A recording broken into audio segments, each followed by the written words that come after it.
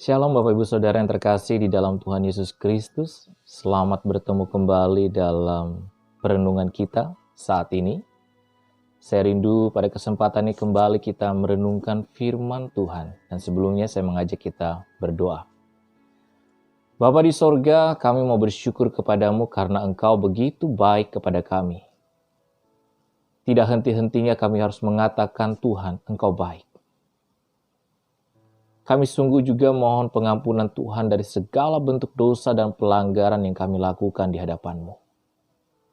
Kuduskan hati, pikiran, keinginan, dan apapun yang Tuhan pandang dan perlu diselesaikan. Ampuni kami. Saat ini ya Tuhan, mampukan kami untuk mengerti akan kebenaran firman-Mu. Karena kami percaya bahwa firman-Mu adalah pelita bagi kehidupan kami.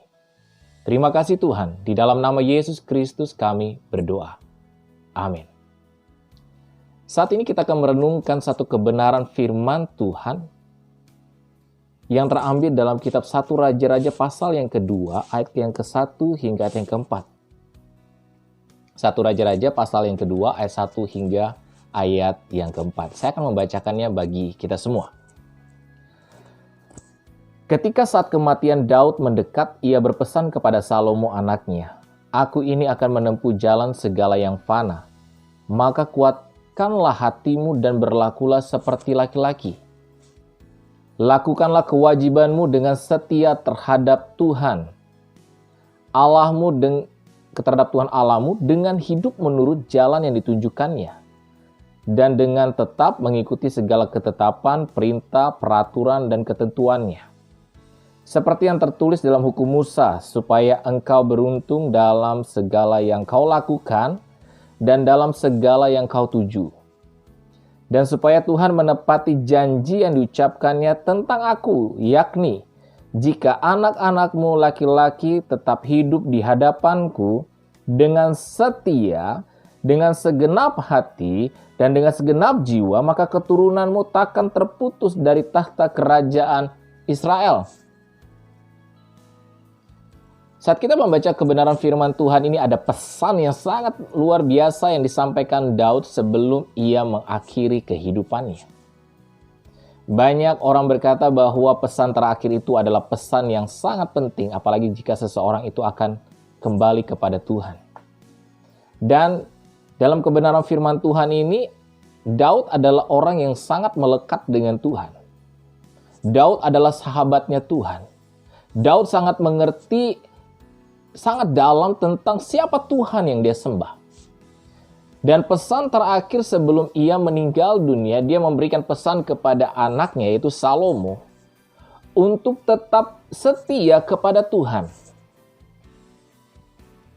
Kalau kita melihat di sini bahwa ia akan beruntung atau dikatakan menurut dunia berhasil. Artinya bahwa ketaatan kepada Tuhan akan memberikan keberhasilan, keberuntungan. Ya. Apakah kita memiliki konsep tentang kekayaan, keberhasilan, kesuksesan jika kita taat kepada Tuhan? Saya tidak akan membawa saudara kepada bagian itu. Tetapi pada bagian ini adalah yang menarik bukan soal jika kita taat, kita akan kaya, kita akan sukses. Tidak. Keberhasilan pada bagian ini adalah keberhasilan kita semakin dekat, kita semakin dalam, kita semakin intim dengan Tuhan. Mengapa hal itu jauh lebih penting dibandingkan keberhasilan-keberhasilan yang lain? Karena Daud melihat tentang bagaimana Tuhan yang menjadi pemenang, yang menjadi tolak ukur kesuksesan, keberhasilan perjalanan hidupnya selama ini. Daud menyadari siapa dia sebelumnya. Dia tidak diperhitungkan di antara saudara-saudaranya. Daud sadar siapa dia waktu dia mengalahkan Goliat. Dia bukan siapa-siapa. Bukan karena dia bisa mengalahkan Goliat. Bukan karena dia bisa mengalahkan berlaksa-laksa musuhnya. Tetapi itu semua karena Tuhan. Dia menyadari Tuhan lebih dari sebuah keberhasilan. Dia menyadari Tuhan lebih dari sebuah keberuntungan.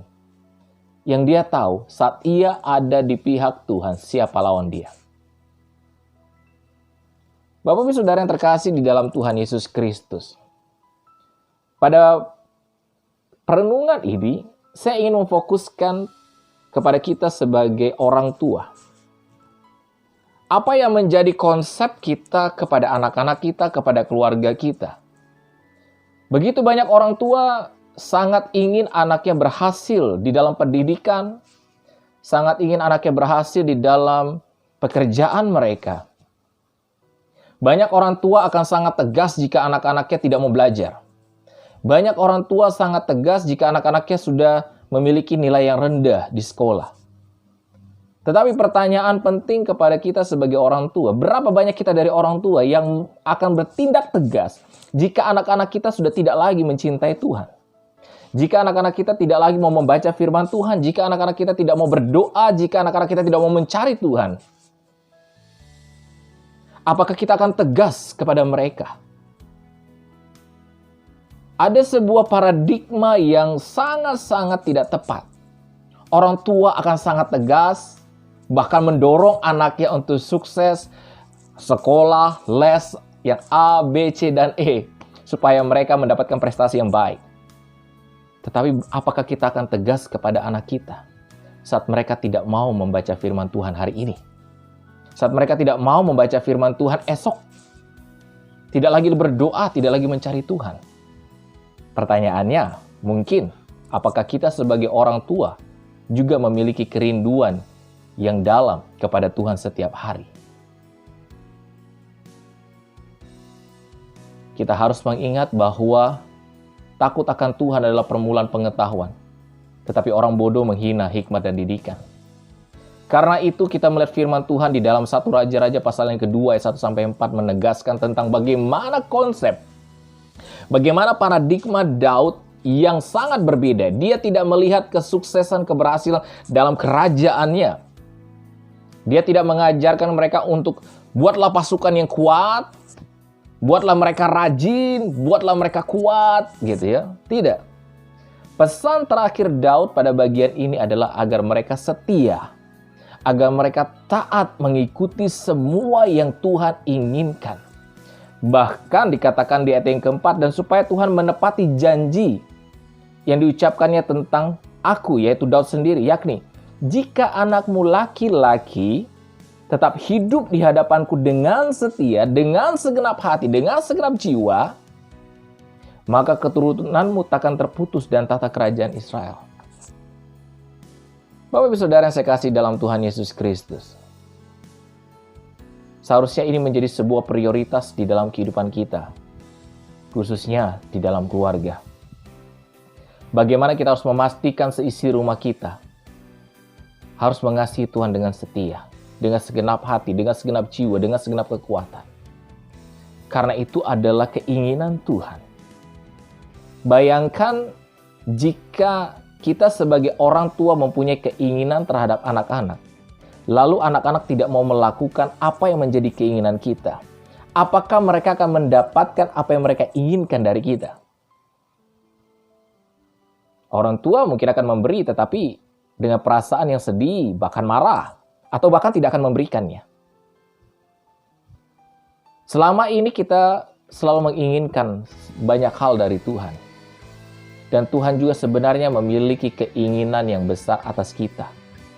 Keinginannya adalah agar saudara dan saya, keluarga kita, setia kepada Dia. Mengasihi Dia dengan segenap hati, dengan segenap jiwa, dengan segenap kekuatan. Mengikuti segala sesuatu yang tertulis di dalam firman-Nya. Taat kepadanya sesuai dengan firman Tuhan. Mulai dari mana? Mulai dari kita, para orang tua. Mulai dari saudara, mulai dari saya. Apalagi kita sebagai kepala rumah tangga, kita harus memulai untuk mencari Tuhan. Mengajak seisi rumah kita untuk mencari Tuhan. Sehingga akhirnya anak-anak memiliki pola, memiliki contoh untuk diikuti. Karena orang tuanya mencintai Tuhan.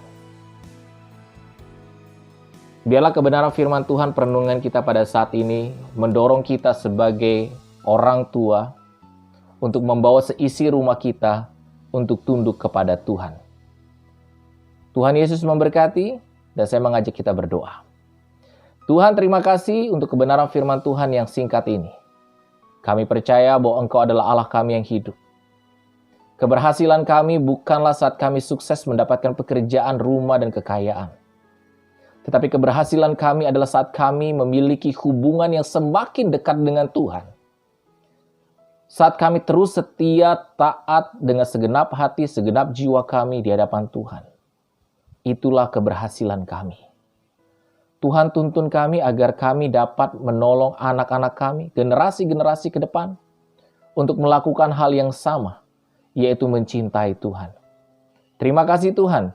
Dalam nama Yesus kami sudah berdoa dan kami bersyukur. Amin. Kiranya renungan yang singkat ini menolong kita melihat apa yang menjadi prioritas kita di dalam kehidupan kita. Mengapa kita mencari Tuhan? Tuhan Yesus memberkati. Shalom.